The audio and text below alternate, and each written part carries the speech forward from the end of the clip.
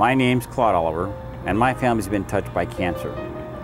The battle to beat cancer is on track. We want to share with you some of the exciting medical breakthroughs that are occurring in the field of medical isotopes. Please join us.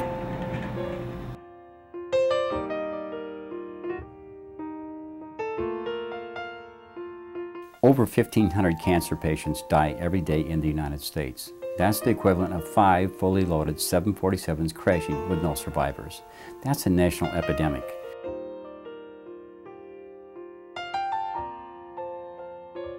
I've had killer cancer 3 times, treated with the old-fashioned traditional but effective treatments of slash, burn, and poison. Slash meaning surgery, poison meaning chemotherapy that poisons the entire body, and the doctor has to be careful that he doesn't kill you. 35 radiation treatments, which cause the skin to burn, blister, and bleed. Cancer can be treated with medical isotopes, which target just the cancer, not the entire body. Because I was left with a damaged lymph system, meaning I have lymphedema in my arm for the rest of my life, weakened bones. In 1999, I was diagnosed with prostate cancer. Devastating effect. I had many choices for treatments. One of them was surgery, one of them was external beam radiation, and one was the implants of the radioactive seeds. I chose the external beam radiation with the implant of the radioactive seeds. Saved my life. Brought my PSA from 17.5 down to 1.65, which makes me a survivor. Thank goodness for the isotopes. 9,700 cancer patients in the United States will be diagnosed with acute myelogenous leukemia.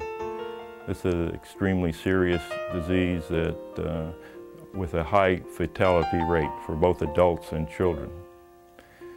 At the Memorial Sloan Kettering, however, there has been some exciting new developments in the treatment of this disease with alpha emitters. The problem is that the Department of Energy cannot keep up with even Memorial Sloan Kettering's demand for this medical isotope. I'm a pharmacist. In 1997, I'd been married 20 years. We had 3 children. They were 8, 10, and 13. And Mike was diagnosed with non-Hodgkin's lymphoma. I got him to the best doctors in the Northwest.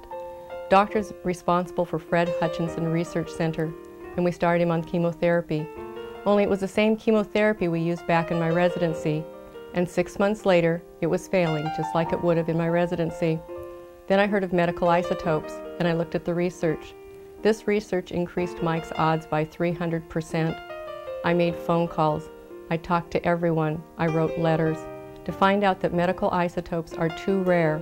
They're too hard to come by, and the studies were too small for someone as sick as Mike. So in April of 1998, instead of bringing Mike home recovering from isotope therapy, Mike died.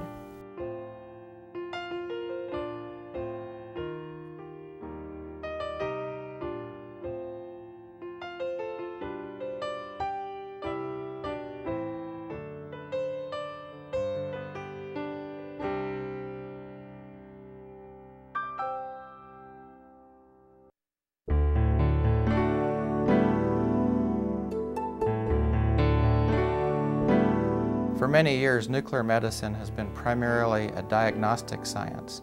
However, the growth of therapeutic nuclear medicine is quite important and dramatic. The Frost & Sullivan Market Survey projects a tremendous demand in medical isotopes for treatment of cancer and other disease, especially with the approval pending for iodine-131 Bexar, yttrium-90 Zevalin, 2 drugs that are intended to treat lymphoma, and holmium-166, which targets the skeleton for treating multiple myeloma. When these new drugs are approved by the FDA, we anticipate large demands. In the area of non-Hodgkin's lymphoma, there's been outstanding results at the major cancer treatment centers around the United States. They've been doing this using what are called human clinical trials and using 2 major isotopes that, for the treatment of this disease, and they're getting excellent results. And because of this, they're about to get FDA approval with these results. People that have failed chemotherapy and other types of treatments, the standard treatments, have come out a very high percentage, in the 90% range, of showing excellent promise in the treatment of non-Hodgkin's lymphoma with medical isotopes. Using medical isotope testing, called scintigraphy mammography, along with mammograms, we could avoid thousands of breast biopsy procedures a year. The cost savings alone to various national healthcare Medicaid programs is over $800 million. Recently, my Uncle Joe was diagnosed with inoperable liver cancer. Luckily, we found a specialist in the Los Angeles area. Through a non-invasive procedure, he implants a nuclear medicine seed. Joe will be cured. My company as well uses nuclear isotopes for medical sterilization, which can control the deadly anthrax.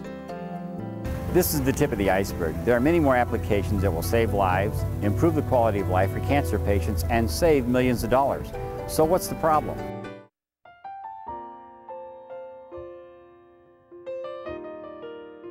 Our country has been reliant on foreign imports for many years. In fact, for more than 90% of the country's consumption of medical isotopes, we rely on foreign supply. It's inexcusable that in this country we don't have a sufficient supply of medical isotopes for cancer research and treatment. In August of 1946, the United States Congress created the Atomic Energy Commission. This agency has had two primary missions to fulfill. One is a defense side mission, and the other is a civilian use application. Under the authority of the Atomic Energy Act, as amended in 1954, the Department of Energy is responsible for ensuring the availability of isotopes for medical, industrial, and research applications, meeting the nuclear materials needs of other federal agencies, and undertaking research and development activities related to the development of nuclear power for civilian use. I'm with the Citizens for Medical Isotopes, and we're a nonprofit organization of compassionate professionals and ordinary citizens that are concerned about spreading the word about new treatments for cancer that use medical isotopes.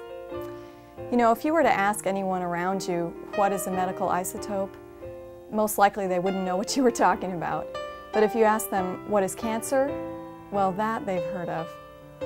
Medical isotopes offer promising new treatments for cancer that just can't be overlooked, and it is our privilege and responsibility to share that with the world so that everyone can benefit. 1 in 3 people in the United States will be diagnosed with cancer. You, me, our children, our parents. How do we tell them we have chosen not to manufacture medical isotopes that could save their lives? We must do better. Please join me.